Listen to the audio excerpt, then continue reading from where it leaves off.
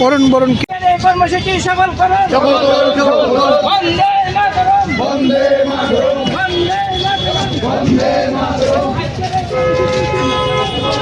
Police বেশি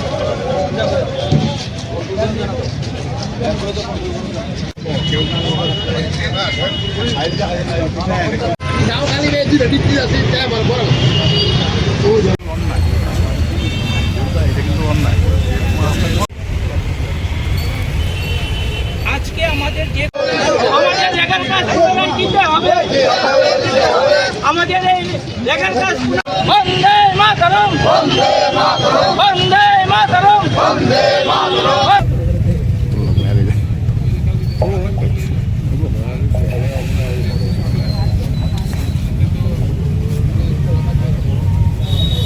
বন্দে মাতরম, বন্দে মাতরম, বন্দে মাতরম, বন্দে মাতরম। আজকে আমাদের কর্মসূচিটা অল ইন্ডিয়া আনঅর্গানাইজড ওয়ার্কার কংগ্রেসের পক্ষ থেকে আমাদের স্টেটে করা হচ্ছে, একই দিনে সারা দেশে হচ্ছে।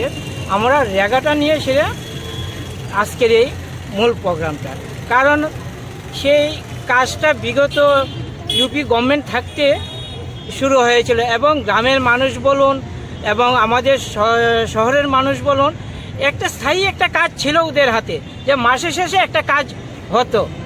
সব কিছু না থাকলেও সেই কাজটা গভর্নমেন্ট দিয়ে গিয়েছিল, পাইতো।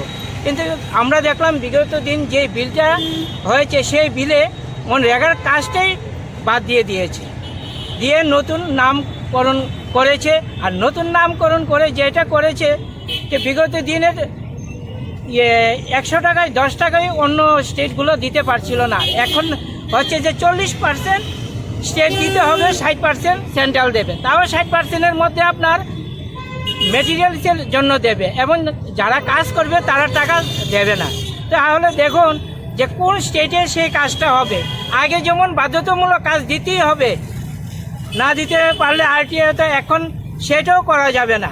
গ্রামের মানুষের হাতে তো এমনি টাকা নেই, কাজ নেই, যাও একটা ছিল মানুষের কাজ করার মতো সহযোগিতা বা বছরে মাসে একটা টাকা পেত, সেটাও এখন বন্ধ করে দিয়েছে।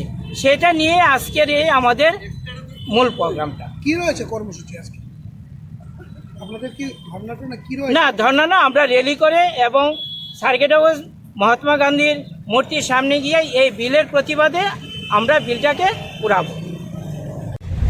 এই প্রোগ্রামটা চলছে।